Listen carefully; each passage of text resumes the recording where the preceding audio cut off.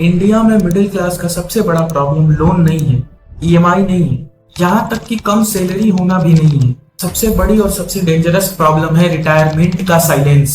समझ लीजिए आज आपको सैलरी आ रही है, आपकी लाइफस्टाइल चल रही है, ईएमआईज भरी जा रही है, घर के खर्चे चल रहे हैं, समाउ सब कुछ निकल रहा है, लेकिन आपके रिटायरमेंट के बाद का क्या? कभी सोचा है आपने?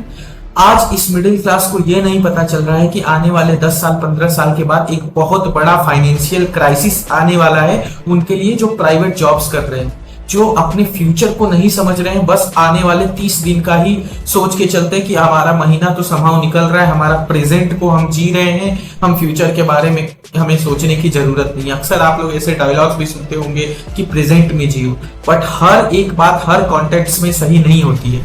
तो दोस्तों आज हम बात करने वाले हैं कि आम आदमी जो हमारा इंडिया का मिडिल क्लास है, उस मिडिल क्लास पे आने वाले 5 से 10 साल के बाद जो 50s में जाएंगे 60s में जाएंगे, जब अपना रिटायरमेंट का उनका टाइम आएगा उसके बाद उनका क्या होगा। ये सवाल आपको सुनने में बहुत छोटा लग रहा होगा, लेकिन सच्चाई ये है कि इस सवाल की वजह से ना मिडिल क्लास की पूरी दुनिया उलट पलट सकती है।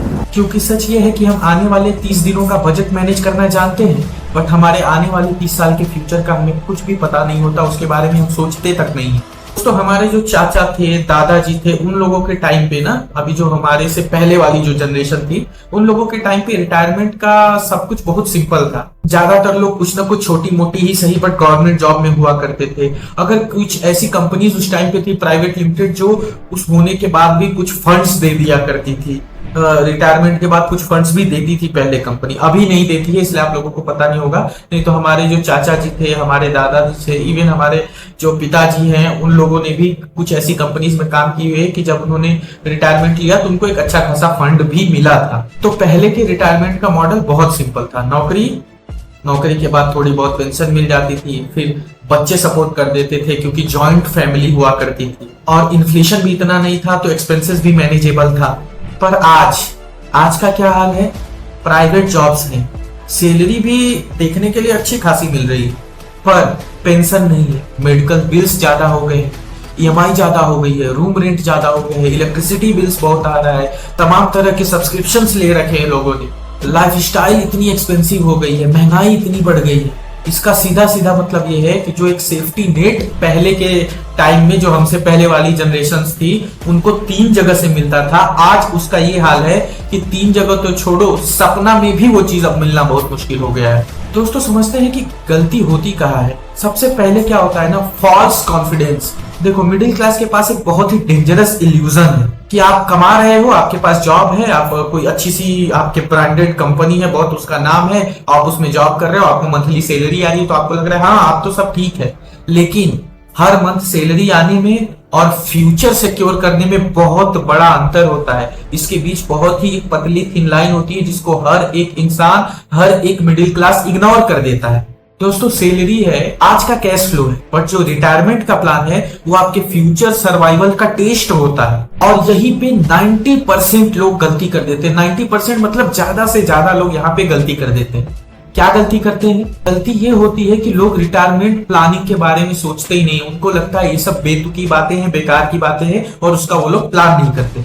अब इसका यही रीजन है क्योंकि रिटायरमेंट एक बहुत ही लॉन्ग लास्टिंग, बहुत ही दूर का टॉपिक लगता है, बहुत ही बोरिंग सा, बहुत ही पुराने जमाने वाला टॉपिक लगता है, ओल्ड टाइम वाला टॉपिक लगता है।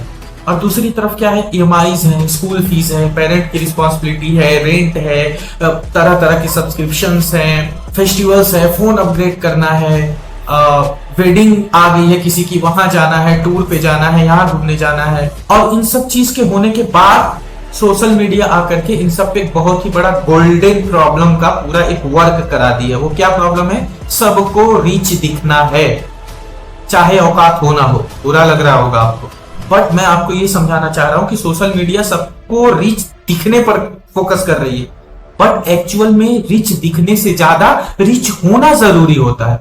इसकी वजह से प्रॉब्लम क्या आती है ना कि आपका प्रेजेंट इतना लाउड जा रहा होता है, आपको लगता है मैं पूरी दुनिया मुट्ठी में कर लूंगा, आपका प्रेजेंट एकदम लाउड जा रहा है। लेकिन जब फ्यूचर में पहुंचने के बाद प्रेजेंट में सब कुछ आपका खत्म हो चुका रहता है। एक तरह से आप फाइनेंशियल एनर्जी समझ लो, एक तरफ से आपका फाइनेंशियल एनर्जी आपके प्रेजेंट में जब खत्म हो जाती है और जब आपका रिटायरमेंट का टाइम आता है, उस टाइम फ्यूचर आपको एकदम डार्क हो जाता है, आपको दिखाई ही नहीं देता, आपको समझ में नहीं आता है कि अब हम क्या करेंगे। हम आजकल के डेट में प्रॉब्लम ये है ना कि अब न्यूक्लियर फैमिलीज हो रही है।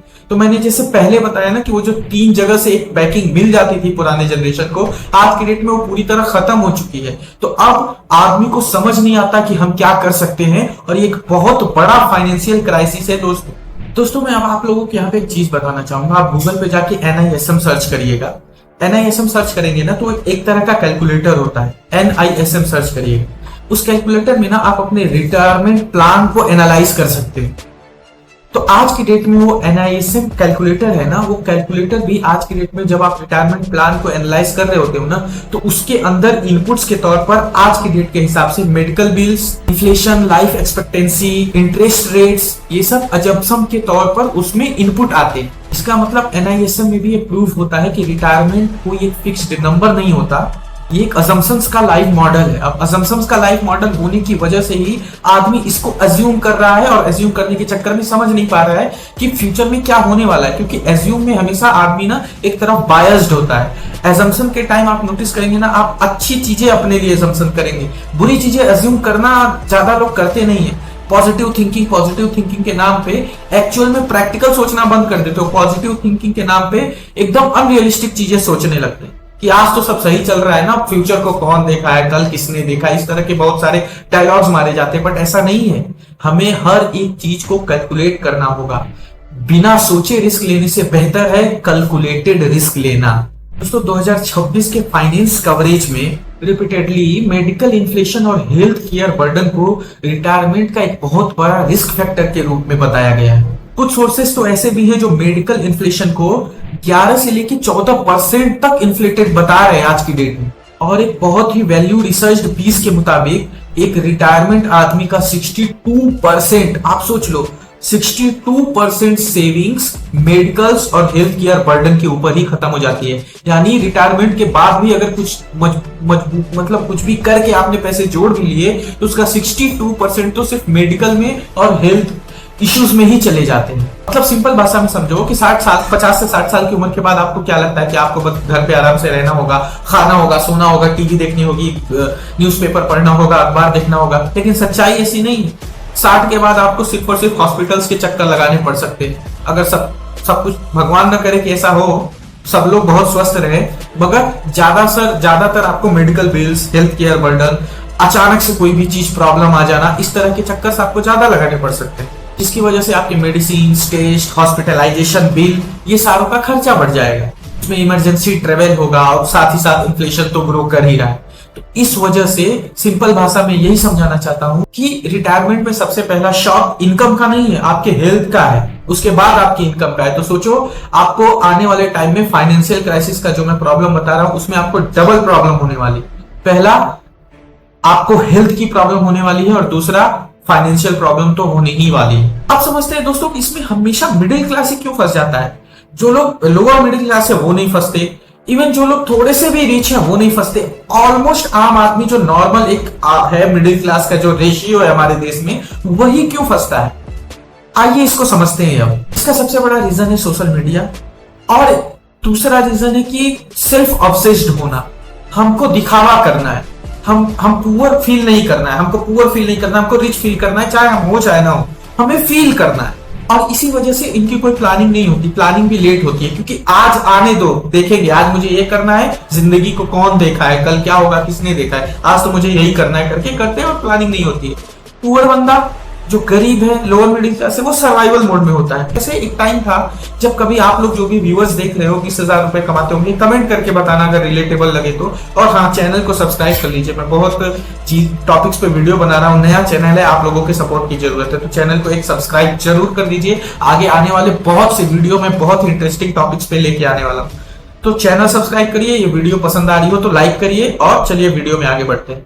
तो मैं ये कह रहा था कि जैसे आप लोगों ने भी नोटिस किया होगा, एक टाइम था ना जब आप लोग जो भी व्यूअर्स देख रहे हो, जो गांव से होंगे या जो सिटी में भी रहते होंगे, एक टाइम ऐसा था कि जब हमारे घर पे कोई 20,000 कमाता था, 25,000 कमाता था, तो उस 20,000 25,000 में वो मैनेज कर लेता था और लोगों को लगता था कि हाँ अच्छा पैसा कमा रहा है यार, 20,000 कमा रहा है, 25,000 कमा रहा है। पर आज की डेट में क्या है, आज की डेट में जो 1 लाख रुपए कमा रहा है ना, वो एक एवरेज लाइफ भी नहीं जी पा रहा है। नॉर्मल सिटीज की मैं बात कर रहा हूँ। 1 लाख गांव में कमाना भी थोड़ा मुश्किल है, कोई जॉब के थ्रू। ऐसे तो बहुत कुछ चीजें हैं जो गांव में भी कमाई जा सकती है। मैं एक जॉब की बात नॉर्मल कर रहा हूँ कि अगर आप एक एम्प्लॉइज हो, सैलरीड पर्सन हो, तो आज के डेट में 1 लाख रुपए कमा रहे हो तो वो भी एक एवरेज सैलरी है। मतलब उसमें आप एक एवरेज लाइफ गुजार सकते हो, उसमें भी प्रॉब्लम्स आप पे बनी रहेंगी। इसका क्या रीजन है? इसका यही रीजन है जो मैंने आपको सबसे पहले बताया कि पुअर फील नहीं करना है। और जो लोग गरीब होंगे उनके पास कम पैसा होगा, वो कम पैसा में ही मैनेज कर लेंगे क्योंकि वो सर्वाइवल मोड में है। और जो लोग रिच हैं वो रिच इसलिए ही है कि वो लोग प्लानिंग करते हैं अपने फ्यूचर की। तो फंसता मिडिल क्लास इसी वजह से है। मिडिल क्लास क्या है, इस पूरे बीच में अटक के रह जाता है। ना कंप्लीटली क्राइसिस दिख रहा होता है और ना कंप्लीटली सब कुछ अच्छा ही होता है। और इसी मिडिल जोन में सबसे ज्यादा डेंजर होता है। देखिए मिडिल क्लास एक इस तरह का वर्डिंग हो गया है ना, एक ऐसा ट्रैप हो गया जो लाउड नहीं होता, पता नहीं चलता वो कैसे आता है, वो समझते हैं। देखिए अभी क्या होता है, एक सिचुएशन देता हूं। अभी आपको कोई चीज खरीदनी है, कोई चीज आपको पसंद आ रही है, कोई चीज खरीदनी है, ठीक है, आप सैलरीड पर्सन हो, मंथ में आपको सैलरी आ रही है, तो आप ये प्लानिंग नहीं करोगे बैठ के कि ठीक है मंथ में सैलरी आ रही है, मेरा ये पहले खर्चा होना है, मैं पहले इतनी सेविंग करने वाला हूँ, इतना खर्चा होगा, उसके बाद कितना बच रहा है उसके हिसाब से मैं देखता हूँ कि EMI। नहीं, आप क्या सोचोगे, आपको ये चीज पसंद आ गई, मेरी अगले मंथ में सैलरी आई है, EMI पे मिल रहा है, इतने पैसे ही भरने, अरे मेरी सैलरी तो इतना इतना भर के मैं ले सकता हूँ, आप ले लोगे। फर्स्ट क्राइसिस आपके ऊपर वहीं से स्टेप इन कर दिया। फिर आप सोचोगे कि चलो अब ये मैंने EMI कर लिया है, सब कुछ ठीक है, अभी सैलरी आ रही है, इंक्रीमेंट होगा तो मेरी EMI बैलेंस हो जाएगी, बाद में सेविंग कर लेंगे। हमारे बच्चे पढ़ाई कर रहे हैं, अब जब वो स्कूल से निकलेंगे ना तब प्लान कर लेंगे, जब उनका पढ़ाई सभी कंप्लीट हो जाएगा तब सेविंग प्लान कर लेंगे। अभी तो बहुत दिन जीना है, अभी तो बहुत काम करना है, रिटायरमेंट तो अभी बहुत दूर है। लेकिन कितनी दूर है? आज के डेट में जो 30 इयर्स है, 35 इयर्स है, उनकी रिटायरमेंट कितनी दूर है? जिस तरह की कंडीशंस चल रही है, जिस तरह के फूड्स हम खा रहे हैं, जिस तरह की मिलावट चारों तरफ हो रही है, क्या लगता है आपको कितने दिन की जिंदगी रहेगी आप? मैं मैक्सिमम एक एवरेज 60 इयर्स पकड़ लेता हूँ, तो 60 इयर्स आने में 15 साल, 15 साल में आप क्या उखाड़ लोगे अगर 30 साल में नहीं उखाड़ पाए तो? यही रिटायरमेंट अभी दूर है सोच के आपका थॉट जो है 5 साल 10 साल 15 साल करके निकल जाए। फिर एक दिन आपको ऐसा लगेगा अरे यार मेरे पास घर तो है लेकिन कैश फ्लो नहीं है, मेरे पास कुछ सेविंग्स नहीं है। FD तो मैंने थोड़ी बहुत करा रखी थी, ऐसे मेरे जैसे वीडियोस देख के FD तो मैंने करा रखी थी, लेकिन साला उसको तो इन्फ्लेशन खा गया। FD में मेरे को मिला 6%, इन्फ्लेशन 9% से बढ़ गया, मेरा तो पैसा और कम ही हो गया FD। वो सारी चीजें आपको फिर एकदम से रियलाइज होना चालू होती है फ्यूचर जब आप प्लानिंग नहीं करते। देखो दोस्तों, आज के डेट में ना ये प्रॉब्लम क्यों बहुत ज्यादा हार्ड हिटिंग हो गई है वो समझते हैं थोड़ा। देखो दोस्तों, सबसे बड़ी प्रॉब्लम अभी क्या आ रही है ना, ये इसलिए भी हार्ड हिटिंग हो गया है कि मिडिल क्लास का जो इनकम इंजन है, मतलब जहां जहां से मिडिल क्लास की आमदनी आ रही है, अब उस पर भी इफेक्ट आना शुरू हो गया है इन्फ्लेशन का, नई नई टेक्नोलॉजीज का। रियूटर्स की 2026 की रिपोर्ट्स में एक चीज पता चली है कि AI और ऑटोमेशन आउटसोर्सिंग सिस्टम ने इंडिया के IT इंडस्ट्रीज को बहुत प्रेशराइज करना शुरू कर दिया है। किस चीज के लिए? कि उनकी AI ऑटोमेशन सिस्टम को इनकी IT में इंटीग्रेट किया जाए, और उसके लिए वो बहुत सारे पर्क्स भी दिखा रहे हैं कि बहुत आपको फायदा होगा, ये होगा। और इस वजह से लोगों के जॉब में लेऑफ्स काफी ज्यादा सिग्निफिकेंटली बढ़ गए हैं। क्योंकि आप न्यूज सुनते होंगे कि TCS ने इतने को निकाला, इन्फोसिस ने इतने को निकाला, इस कंपनी ने इतने को निकाला। उसका क्या रीजन है? उसका रीजन है आने वाले समय में इन्फ्लेशन के साथ साथ आपका जो पैटर्न है दुनिया का ना, वो भी चेंज होते जा रहा है। हर 10 साल 15 साल में दुनिया एक तब्दीली चेंज की तरफ बढ़ती है। अभी वही एक असली टाइम है। अभी आपके पास बहुत टाइम है। अभी भी आप चाहो, मेरी ऑडियंस मैक्सिमम 25 से 34 एज के बीच की है, मैं उन लोगों से रिक्वेस्ट करता हूं, अभी भी बहुत अच्छा टाइम है। अपने फाइनेंशियल प्लानिंग को स्टार्ट करो, अपने खर्चों को ट्रैक करना शुरू करो, और अपना रिटायरमेंट प्लान अभी से, और अभी से नहीं आज से ही शुरू करो। इस तरह की जॉब लॉसेस, इस तरह का वेज प्रेशर मिडिल क्लास की कंजप्शन को, मिडिल क्लास की फाइनेंशियल हेल्थ को बहुत ज्यादा हर्ट कर सकते हैं। इसका मतलब है कि फ्यूचर में आपके एक्सपेंसेस बढ़ने का भी रिस्क है, और आपकी इनकम की स्टेबिलिटी भी नहीं है। दोस्तों, जब आपकी इनकम अनसर्टेन हो, जब इनकम की स्टेबिलिटी ना हो, और आपको ये भी पता हो कि आने वाले टाइम में आपके एक्सपेंसेस बढ़ने वाले, तो उस वक्त आपका रिटायरमेंट का प्लान बहुत इंपॉर्टेंट हो जाता है और बहुत अर्जेंट हो जाता है। क्योंकि रिटायरमेंट का प्लान सिर्फ ये नहीं होता कि पैसा जोड़ना है, नहीं, पैसा जोड़ने से ज्यादा आपके रिटायरमेंट के बाद आपकी जो लाइफ है वो पीस में होनी चाहिए। दोस्तों यार, आप लोग जब काम कर रहे होते हो, जॉब कर रहे होते हो, तो आपकी आधी से ज्यादा जिंदगी तो ऑफिसेस में चली जाती है, मीटिंग्स में चली जाती है, आपके पास बचता क्या है? तो एटलीस्ट आपके रिटायरमेंट प्लान के बाद जब आपको आपकी जिंदगी वापस मिलेगी, इस दुनिया भर की भाग दौड़ से जब आप बाहर निकलते हो, फिर आपके पास जब खाली टाइम होता है तो उसको आप अपने लिए यूज कर सकते हो। आपके पीस ऑफ माइंड के लिए रिटायरमेंट बहुत जरूरी होती है। अब सिचुएशन समझो कि एक ऑर्डिनरी फैमिली है, उसमें एक 60 साल का बाप है, एक 55 साल की माँ है, उसका एक बच्चा जो जॉब तो लग गया है, जॉब तो कर रहा है, एक बच्चा अभी कॉलेज में ही पढ़ रहा है। सैलरी भी ठीक है कि चलो कहीं ना कहीं से कुछ, अरे बच्चे की भी सैलरी जो जॉब पे है उसका अच्छा आ जा रहा है, लेकिन जो उसका बाप है अब वो काम करने की अवस्था में नहीं है, 60 इयर्स हो गया उसका एज, और उसके पास इमरजेंसी फंड ऑलमोस्ट जीरो है, मेडिकल इंश्योरेंस नहीं है, और लाइफ स्टाइल वो एवरेज से थोड़ा ऊपर है, उनके जो कंडीशंस हैं उनसे थोड़ा सा ऊपर है, वही रिच दिखने के लिए, रिच होने के लिए नहीं, रिच दिखने के लिए। और चूंकि वहां पे एक बच्चा काम कर रहा है तो सबको लग रहा है कि हाँ चलो सब कुछ चल रहा है ना, क्या टेंशन। फिर एक मेडिकल इमरजेंसी आ जाती है घर, फिर एक हॉस्पिटल बिल्स आ जाता है इतना बड़ा, और पता चलता है कि किसी रीजन से किसी एआई कंपनी ने इसने उसने करके ले ऑफ्स कर दिए, जिसमें उस बच्चे की जॉब चली जाती है। अब बताओ, पूरा का पूरा इल्यूजन 100% खत्म। क्या बचा आपके पास? आप सड़क पे आ जाओगे उसी के उसी दिन। इसीलिए रिटायरमेंट को ऐसा प्रॉब्लम नहीं समझिए जो बाद में आएगी।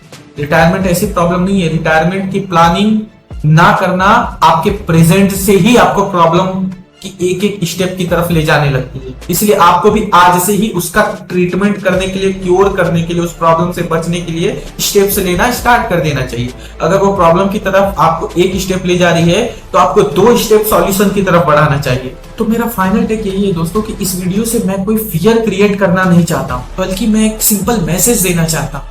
मिडिल क्लास को अपने रिटायरमेंट के बारे में तब सोचना चाहिए जब वो अच्छा खासा कमा रहे हो, उनकी सैलरी आ रही हो। तब नहीं सोचना चाहिए कि बाद में देखेंगे, यानी कि जब आपकी सैलरी आना बंद हो जाएगी तब क्या देख के करोगे आप? जब सब ठीक लग रहा हो, जब लाइफ नॉर्मल चल रही हो, अच्छी खासी सैलरी आ रही हो, तब से ही आपको रिटायरमेंट प्लान करना स्टार्ट कर देना चाहिए। क्योंकि रिटायरमेंट का सबसे बड़ा झटका, सबसे बड़ा शॉक उनको नहीं लगता जो आज से प्लान कर रहे हैं, उनको लगता है जो सालों तक मैनेजेबल लाइफ जी रहे होते हैं और बाद में सब कुछ छोड़ रहे होते हैं। और मैं आप लोगों से ये भी कहना चाहता हूं कि आप लोग भी कमेंट करके मुझे ये बताइए कि आपने रिटायरमेंट प्लान किया कि नहीं। मुझे भी पता चले कि कितने लोगों ने रिटायरमेंट प्लान किया है और क्या चल रही है हमारे मिडिल क्लास की दशा इंडिया में। ठीक है दोस्तों, वीडियो यहीं पे खत्म करते हैं और आप लोगों से रिक्वेस्ट है कि अगर आपको कुछ इन्फॉर्मेशन मिली हो, वैल्यू मिली हो, तो प्लीज वीडियो को एक लाइक करिए, चैनल को सब्सक्राइब करिए, सपोर्ट करिए, चैनल को ग्रो करने में मुझे मोटिवेट करिए। तब तक के लिए जय हिंद, जय भारत।